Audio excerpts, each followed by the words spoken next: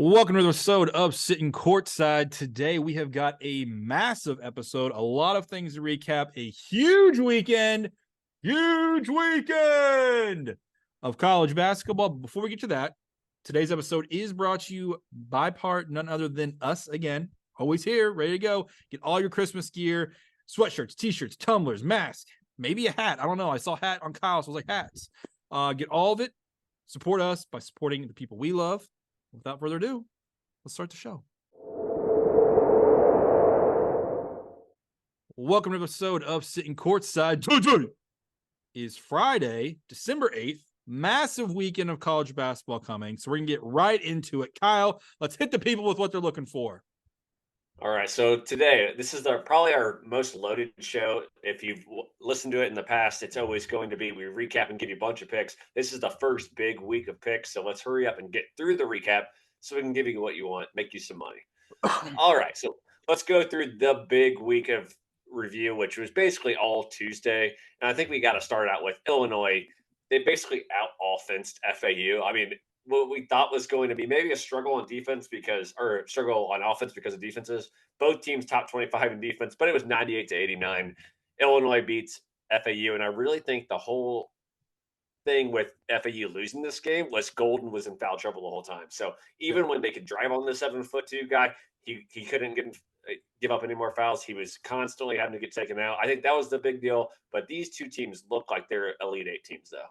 Yeah, Illinois, great win for them. They look amazing. They got another huge matchup coming up this weekend. I think if they can figure out this weekend, they're probably going to be in the top 10. Yeah, I completely agree. I mean, these are two very good teams, so there's nothing to not too much to take away from a loss here. Very good game. Yeah. All right, this is a prove it game, and I think at least one team proved it. Number 19 Oklahoma dominated Providence in the second half, outscoring them by 17, winning 72-51. I'm very glad that Porter Moser has really brought it here in Oklahoma. But yeah, they weren't even that good on offense, but they won by 21 over Providence. What do you have for this one? Yeah, we talked about it last show. It was a prove-it game, and like you just said, Oklahoma proved everything that we thought they were. They're coming out the gates hot. Let's see how Big 12 play goes, but they're going to be a dangerous team. It seems like going down into conference play. We'll see what happens when March comes around, but right now, a huge start for, like you said, Porter Moser and the Oklahoma team. And I honestly think I know we'll get into it more with other games, but I think the Big 12 is kind of an imperfect conference outside of Kansas. So an Oklahoma team could definitely succeed in this conference. Yes, 100%. All right, so we had this probably for the game of the week, but UConn controlled the game. They beat UNC 87-76. This game was basically never within reach for North Carolina after about 25 minutes. UConn was steady about 7 to 13 points all second half. It was nice to see from UConn perspective that it wasn't just a Newton show. Cam Spencer led the way with 23 points, unlike last game where he basically Newton scored half the points. Bit of a worry here, though, for UNC. I did see this. They only had 4 points off their bench, so it made me look more into like what their bench has given them all season. They don't have a single player off their bench that scores more than 5 points. So that worries me a bit if they get in a little bit of foul trouble or injury come conference time. Yeah, I'm honestly no surprise for me out of UConn. I wasn't a huge believer in North Carolina. I know you had them on your top 10.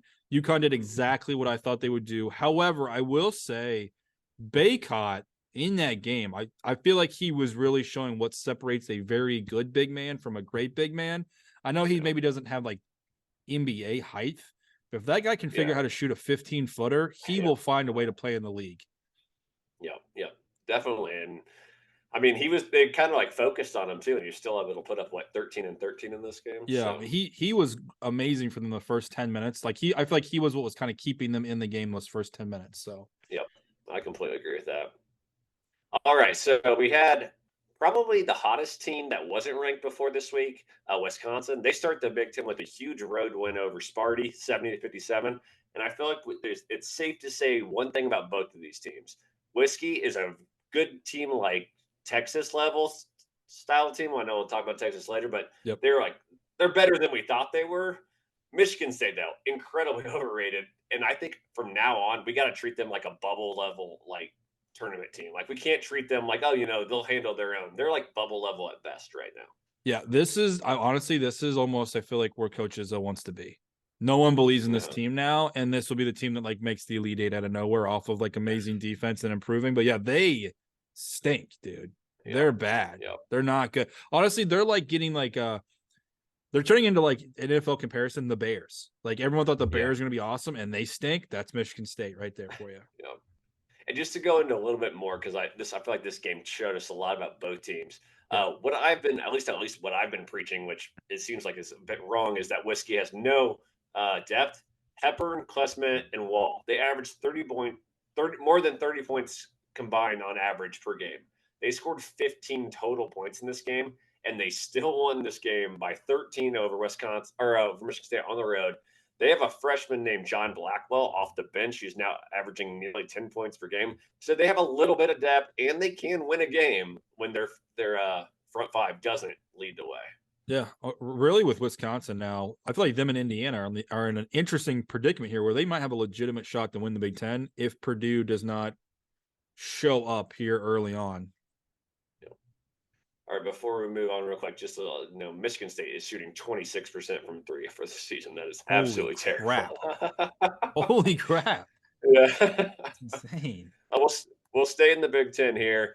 Michigan, they just stink. IU takes them down in Ann Arbor, 78-75. And I think we can just officially just say Michigan will not have their spot on this podcast until they prove something in the rest of the year. No. They're gone. They're just not that good. Like, no, I think IU – they're just they're done. We don't need to talk about them anymore. They stink. They're well, so bad. And I think IU figured out something that might work against these crappy teams. Just don't shoot threes. They can't shoot them in anyway. They only shot 9 all game, hit 3. They just decided we're going to get all of our points from our forwards and centers. They scored 76% of their points from inside the paint. That's hilarious. I will say just real quick, point out if you follow like the Indiana Twitter. Indiana Twitter put out like that they won the game or whatever and like leading scores. I think they put Ware led the team with 13, followed by Renew with 15. I'm like, wait. Yeah. Last I checked, 15's more than 13. I'm like, what's going on with this? Yeah. They're struggling with math a bit. Yeah. You know? Indiana, not strong suit of math, apparently, in the social media department. That's great.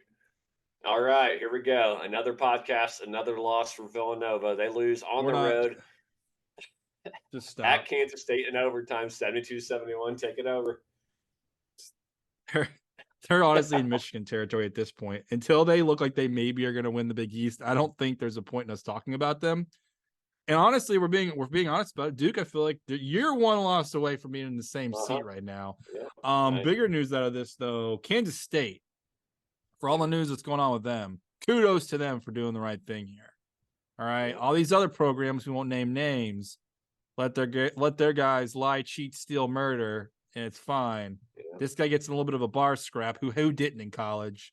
Said, see you later. We don't put up with that here in Kansas State, not in corn country. Yeah.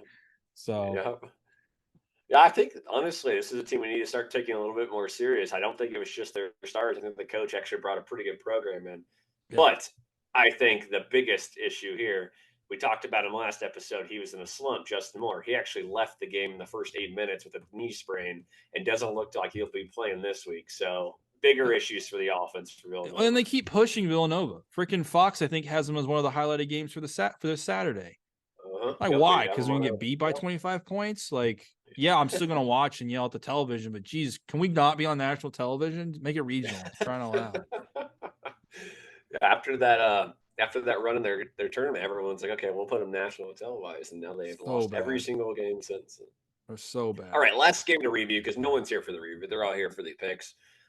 Just a smackdown from Shaka Smart and Marquette, destroying Texas 86-65. They hit 14 threes. I must cut them down there. This marks the second game that Texas has played against a elite opponent this year. They've lost by double digits in both. And if you watch them, this isn't a title contending team. I'll admit that I was way too high on Texas for a second straight year. It's Amos, and that's it. That's their whole offense. They just do not have the well-balanced offense in the tournament that will ever get them past the Sweet 16. Yeah. So, funny story about this game. Before the lines came in, I told you I was going to love if it landed around 147, 148. Line opened up for this game at 147.5. By close, it was 152.5, 153, depending on the sports book. Yeah. Absolutely insane. End up not touching that, obviously, once it hit the 153 mark. I did get in one of our the betting apps we use, I did get it early with 147, but Additional tidbit for this game, Kyle, all-time friend. All right, all-time friend. It's fun to gamble with your friends. He hits me up like at 11:30 in the morning, game day. Lets me know, Amos, 14.5, take it to the bank. And I took it to the bank for everything I could, which was huge. And then off camera, me and you were talking about the game total. And remember I told you Marquette lined open for team total over 80. It was like 80.5, right? While we're talking about it, their line hit 83.5. So I took over 83.5. Okay. This is with 8 minutes to go in the game. With 4 minutes and 7 seconds, I needed 5 points. 5. They scored exactly 5 more points in the last 4 minutes of the game for me to win that bet by awesome. 0.5 point. I was about to lose my mind. So fun little live bet story there for you guys when we were texting back and forth. But yeah, Texas. Marquette, I told you they weren't going to shoot bad twice. So still believers in Marquette. Yeah, this one honestly reminded me how great of a team this Marquette squad is. Like, yeah, they lost on the road. This team's always a lot better at home. But Wisconsin, they were hot when they beat Marquette. Losing to Purdue is nothing to sniff at. I just kind of forgot how legit this Marquette team was. I think Marquette actually scored 21 points in 2.5 minutes. I think they hit 6 threes in that time span too. It was insane. And when Kolek gets hot, man, that guy is so fun to watch. He's like a poor man's Reddick because he just starts gunning from everywhere. So. Yeah, that's a good comparison. I'll give you that one. All right. Any other games you want to review? No, let's get to the picks, dude. Let's get to the picks.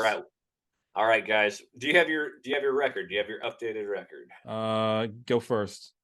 Oh God. Okay, dude. I don't have my phone. Okay, give me just 2 seconds. Okay, fine. You threw me under the bus here. I was like, oh shit. I know it's not good. Right, I'll be open about it. I've not done super well. All right, I am. Oh. We had the exact same time. Go ahead.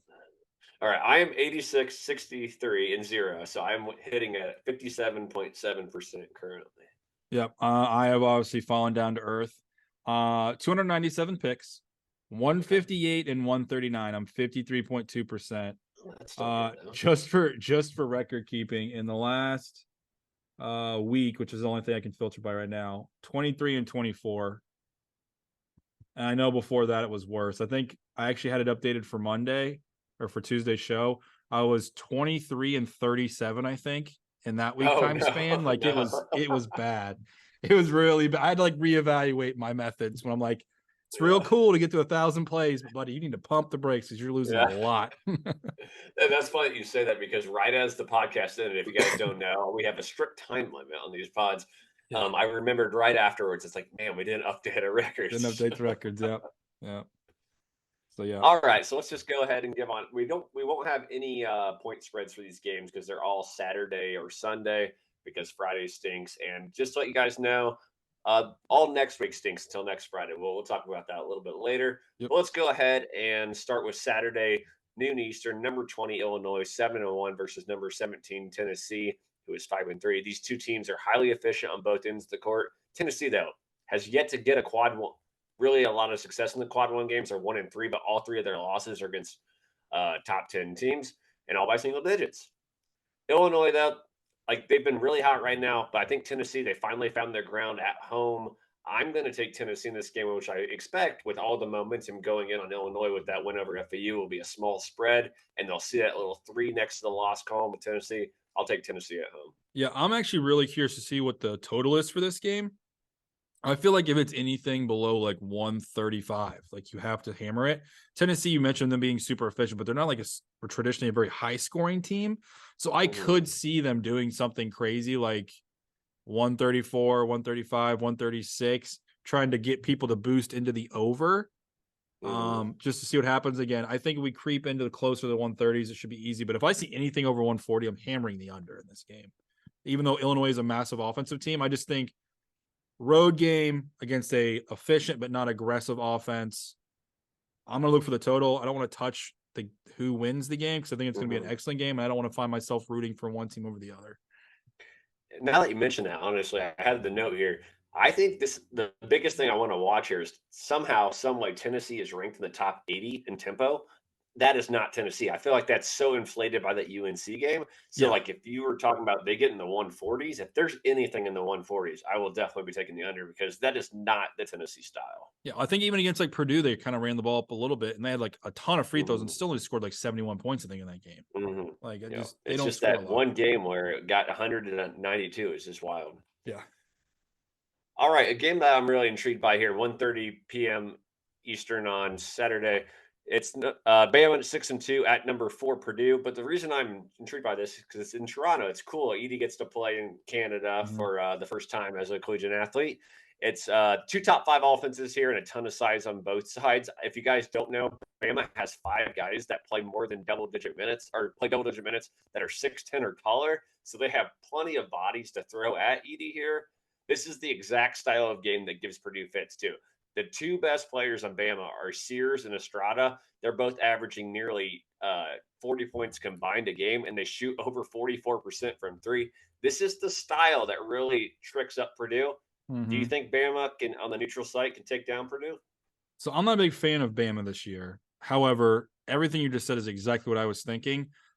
I'm going to take Purdue in this game to win, but really, I feel like if this spread is anywhere over like 3.5 or 4, you got to take Bama because everything you just said. Yeah. Yeah, I'm really worried because I don't know the spread of this. I'm really worried about like just settle or saying, "Hey, take Purdue," like on the podcast. And Yeah. right now, Ken Palm has this game as a 6 point win for Purdue. And if I see -6, I am not taking Purdue in this game. No. So right now, I would lean towards honestly, Purdue's been having a more up tempo style. Like as long as the other team doesn't just drag it through the mud. So if it's anything like 150 or under, I would take the over. But right now, Ken Palm has this game in the 160s and a 6 point spread. So I know we have to make a pick. So I think Purdue wins, and I'll take the over, just expecting it to be in the 150s, but Yeah. not knowing the spread. I really am not too confident on this one. Yeah. I like that actually. I like the over. I Yeah. like the over. All right, we go from one powerhouse matchup to I'm not even sure if either of these two teams are good. 2 p.m. Eastern on Saturday. Auburn 5-2 versus IU, who's 7-1. Game will be played in Atlanta. Like I said, are either of these teams good? Neither have a quad one win yet, and both are atrocious from the free throw line and the 3 point line. Both are just one of the worst at both of those. IU will have a significant size advantage in this game, especially from efficiency, like starter perspective, but Auburn is considerably the better team in the KenPom rankings in just about every efficiency stat. I mean, I don't really know, but I saw IU play pretty well against who was it against? It was against a very bad Michigan team. Auburn, they at least go deep. So I'm going to take Auburn and what should be a pick 'em in this one. Golly. So I feel like Indiana fans are going into this game with a ton of confidence.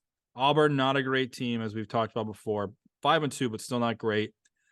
My instinct was take Indiana. This is an easy win, but then I'm overanalyzing that this is exactly the type of game that Indiana goes into with a ton of confidence and then loses by like 15. So I'm a man in the suit in myself. I'm going to take Auburn, but if Indiana comes out as the actual dog, I'm going to flip back to Indiana. Okay. And what frustrates me is looking at Ken Palm's projected score for this. Auburn to win by 7. It's like, does that mean the spread's going to be like 4.5, and this is going to make this like incredibly Ooh, hard to pick? sheesh. I don't know, No. man. See, this is a tricky game. This is a tricky game. uh, and It's this is why Atlanta when we too. record these podcasts, we say look at our Twitter because we don't know these spreads. It is so hard to like pick when you don't know the spread of the Yeah, game. yeah. All right, but are Well, you still sticking with Auburn for the most I'll lean part I'll here? lean Auburn for now, but I want to see what the line comes out at. All right. I don't know if there's two hotter teams in America. 3:15 Saturday, number 23 Wisconsin 7-2 at this isn't neutral site. This is at number 1 Arizona 7-0. Break it down. What do you got here? All right, this is going to shock the world. Arizona is going to win this game by a bajillion, obviously. Yeah. But I actually think this line is going to be like 12.5.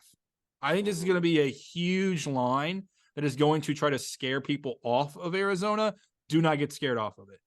Arizona is going to crush them in the desert. Wisconsin's coming off an emotional road win against a rival in conference. They're not showing up 4 days later for this game. Mhm. Arizona by a million.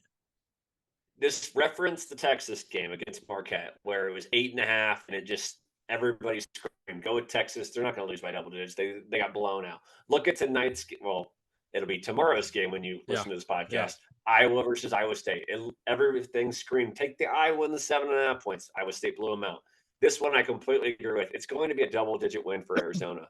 The only shot that Wisconsin would have, even if like they're on a 6-game winning streak, one of the hottest teams in the nation, is if they completely slowed the game down. You can't do that in Arizona. No. Wisconsin is one of the slowest teams in the nation. Arizona is one of the fastest teams. They're one of the deepest teams. Wisconsin has no depth. If this was on a neutral site, maybe they keep it within double digits. There's just no shot on the road here at Arizona. Yeah, like literally their only shot is Arizona has their worst shooting performance of the entire season, including future games, and somehow gets like a lot of their star players in foul trouble early. Yeah. And just for those that haven't watched an Arizona game, if you missed the Duke game, so that's basically the only game people will watch, they have a hell of a schedule here, starting with Wisconsin. Then they play Purdue, Alabama, and FAU. So you'll get to know how damn good this Arizona team is. Yes. Yes. All right, let's move to 4 p.m. on Saturday. Number 24, Clemson 7-0 versus TCU, who's 7-0. All right, so we talk about net rankings, we talk about Ken Palm rankings, we talk about records, we talk about all that stuff a lot. This is a case study on how you cannot trust net rankings and how you cannot trust net rank or quad 4 to quad 1 wins. The net rankings currently for Clemson have them in the top 35, but they have 3 quad 1 wins, but none of them are against teams that are ranked today. So I don't honestly know how good Clemson is. It's like they got quad 1 wins in like parentheses because those teams were ranked at the time. They were either neutral site road games, but I don't know if those are any good wins. But we know none of TCU's wins are good because they have 6 out of their 7 wins against quad 4 teams. They have 1 quad 3 win. They've played the second to worst schedule of any team in the show. This is only their I have to. There's nothing that I could look at that says, hey, support TCU despite being undefeated. Both teams are undefeated. At least I've seen Clemson play a couple of decent teams. Got it. So you're taking Clemson. Yes. Okay. Fun fact, you skipped through a lot of that. So if people are getting that and hopefully it's just me. I'm hoping it's just me. I'm taking the over in this game. Taking the over. TCU likes to run up and down, up and down, up and down, up and down, up and down, like they're the freaking Lakers. They are not very efficient on offense, but I will take the over in this game. I hate Clemson too. They're just not a good basketball team, in my opinion. Ever will I ever think that? Over, over, over. All right. He's taking the over. All right. Can you hear me now? Is you're everything good. good here? You're good. You're good. Okay. I did love the chords in the corner as you're picking them up, though. Just yep. Hey, when you have the whole office set up here, there's like 16 chargers you can plug into things around there you go. So.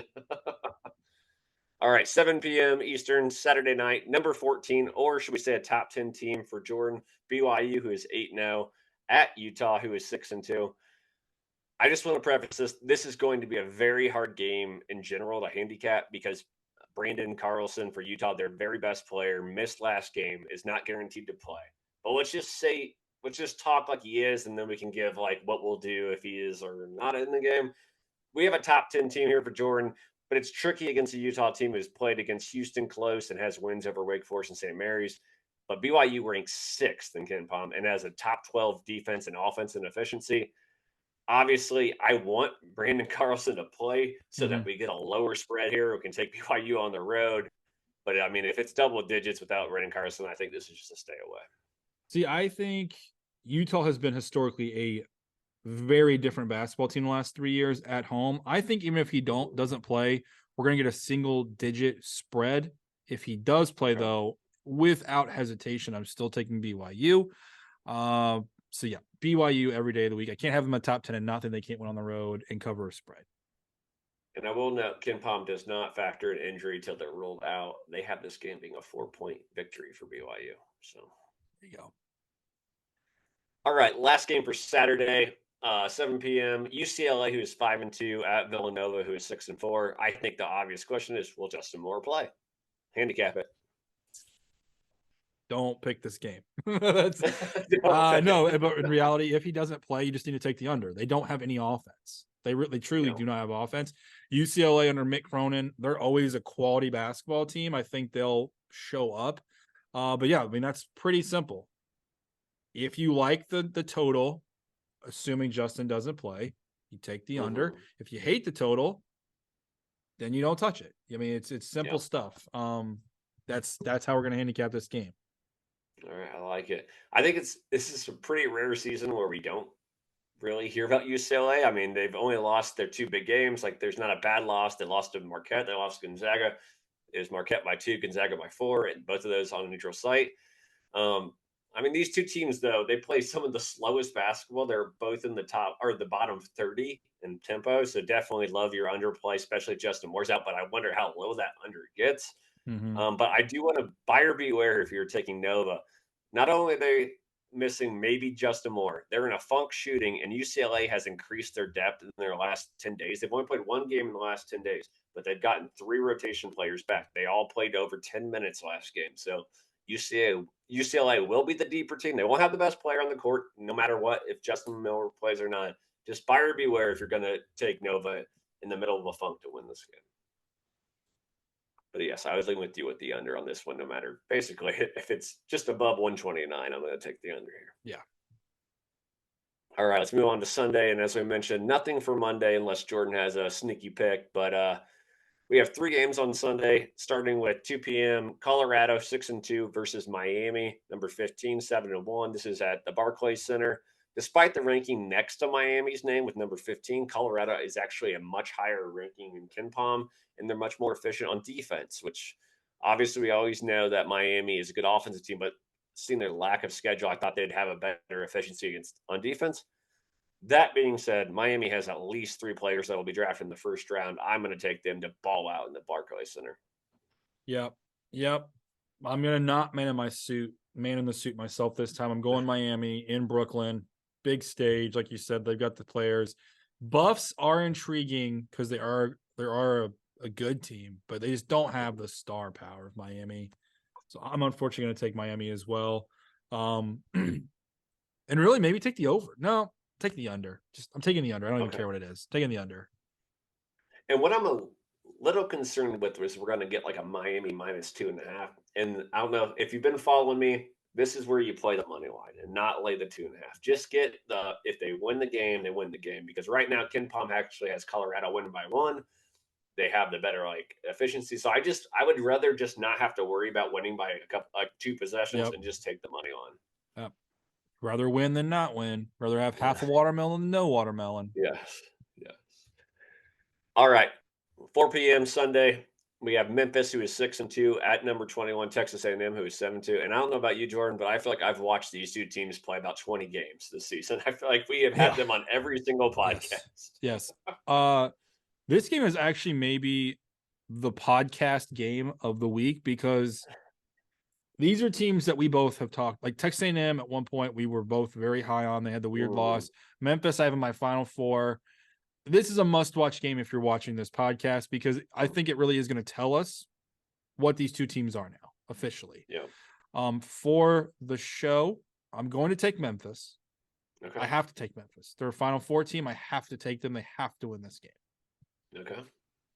Yeah, and obviously I'm going to back up the team that I also had going into the Elite Eight, Texas A&M. Both teams, though, this is why this is so fun. They both played top 25 schedules. Like, these teams have already been battle tested. Like, yes, they have 2 losses each, and they've went into overtime in multiple games. Like, this is just teams that have been battle tested already. They're not going to be worried at the end of the game.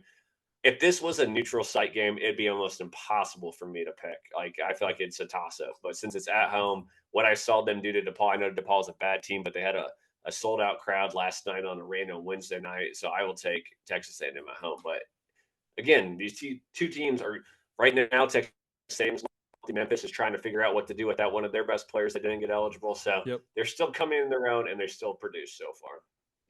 Fun fact really quickly, did you see that graphic out the other day? I think it was a college basketball main account. I can't remember which media outlet it was. They had the top 5 highest paid college basketball coaches. Did you see that? Was Buzz on there? Or was Buzz is on there. Buzz is on there. 4.1 million a year. He's tied with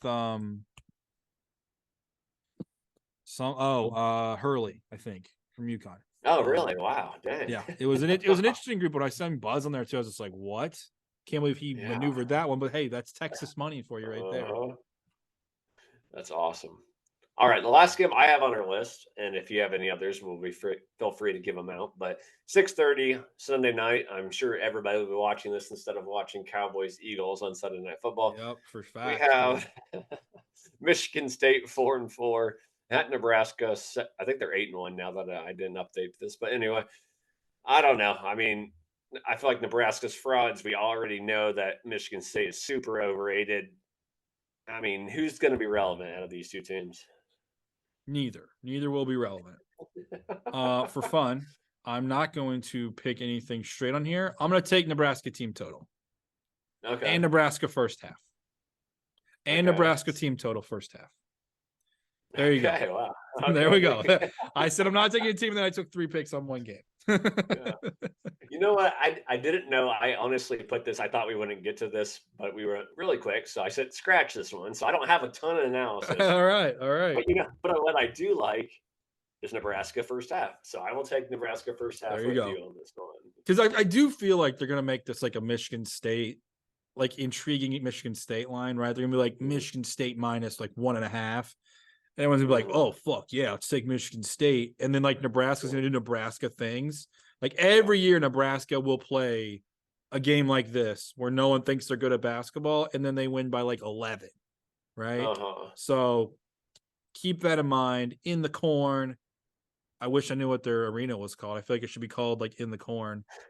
It's not that fun. It's Pinnacle Sponsored Bank by like Arena. DeKalb or something, you know? Yeah. Like it's Yeah, Pinnacle Bank Arena. That does See, not that's terrible. scream It needs to be called like the DeKalb Center. Like that's what they need to go with. Come on, Nebraska, do better. Or DeKalb. I don't know. Do better with your sponsoring. I don't know. All right. Did you have any other games that you had on the slate that you wanted to pick? No actual games, but I have a game that I want to play with you. Oh, okay. I like it. I want you to have in front of me 20 of the winningest teams by percentage in college basketball since 2021. Okay. Okay. I'm going to give you 7 chances to give me 5 of these teams. Of the top 20? Top 20. Okay. Let's go with Duke. I'll go with Duke. Yes. And what do you think the percentage was? Oh, I don't have any idea. No, I don't. Just give me a wild guess for that one. 71%. 77. Okay. Kansas. Kansas is on the list. What's their percentage? 78. 82. All right. Kansas. You already gave me Kansas. You just said that. Baylor, I mean. Yeah, Baylor's on the list. All right. What's their percentage, you think? That's got to be less. I'll go 79%. 76. Okay. Virginia. Virginia is not on the list. So you have three out of 4 now. And this is how many years? Since 2021. Purdue. Purdue is on the list. What's their win percentage? 80. 81. Very good. All right. 3 more guesses. Gonzaga. Gonzaga is on the list. So you did get to 5. What's their percentage? 80. 85. All right. You have 2 guesses. Oh my God, 85. You have 2 guesses left. I want you to give me the number 1 team since 2021. They have a win percentage of 88.1%. They've went 74-10. Who is it? Oh my God, that is. It's got to be somebody. This is not the right. I'm gonna guess this. So it gives me longer to think about it. Florida Atlantic, just so I can get different. This is not Florida Atlantic. It's a team that plays in a bad conference. You're gonna hate yourself the second I tell you this team. That's your last 10. San Diego State. Oh no, they are in the top 7 though. Houston. So I got 6 out of the top 7. I got 6 out of the top. You got 1, 2, 3, 4 of the top 7. Okay. Houston. Okay. Yeah. Houston 74-10, followed by Arizona, Gonzaga, Kansas, and Purdue to round out the top 5. I just don't trust Houston. I just don't. I told you that was one of those Yeah. where, like, if you really Yeah. thought about it deep down, it made sense. But Uh-huh. Houston is Houston. They're not a team you think of as actually being a good basketball team because they play in a mediocre conference. We'll get to see them in the real conference this year. We'll get to see it actually happen with Baylor and You, Kansas and all that. we have a little extra time, which we almost never have. Kudos to us. We're the best in the business. I kind of hate that the Big 12 is going to be down this year because now Houston's going to look awesome and like everything they've done the last 3 years is legitimate. And I do like Samson. Don't get me wrong. I do think they've had good teams. I just don't think this year is one of those years, and they're going to probably finish in the top 3. I mean, we say that the Big 12 down. I know I mentioned that earlier too, but not a single team other than Oklahoma State and West Virginia has more than 2 losses so far. So it's still pretty deep, I Well, would maybe it's just say. the quality. The quality's not there Yeah, for us. Maybe I guess maybe we yeah, got spoiled the last few years because they've had so many yeah. quality teams that you're like, this team can win a national title. They have like 0. I mean, we got Kansas, Baylor, BYU, Oklahoma, Cincinnati, TCU, Houston, and the All only right, team out of fine. those 7 that we've said has lost is Kansas, who we all think is the best team in there. So, Okay, fine. You'll make me make a hot take. The Big 12 will not win the national title this year. There you go. okay, there we It's go. such a hot take. It's such Yeah. a hot take. All right, that was a Man, fun game though. That's all I got for you. that was fun. That was fun. All right, so just a real quick heads up as we only have about 2 minutes left. Next week, different programming schedule. We're going to kind of do some fly. Do you want to record Tuesday and release Wednesday or Thursday? I know you said you couldn't do it Thursday. Do you want to record Tuesday or Wednesday? For the people, because I know the big games are on towards the weekend. We'll try to get lines as best Mhm. we can. We will record on Wednesday, put Okay. it out on Thursday for everybody so that you can at least have an Okay. extra day to get ahead. I wasn't sure if you were going to be able to push it out Thursday. So, Yep. all right. So we record Wednesday, just one episode next week, but we'll come back with the following week with 2, hopefully. But yes, best of luck. Make sure you go check us out on Twitter. My Twitter is at Kyle Cliffy. He's at Yep. Mingo Made One. Yep. Make sure you check every day because we have all kinds of picks. We post them, we tag each other. So if you look at either of our Twitters, you'll definitely be able to find our picks. And best of luck this weekend. Huge games, obviously. And we'll talk to you next week. Love you guys.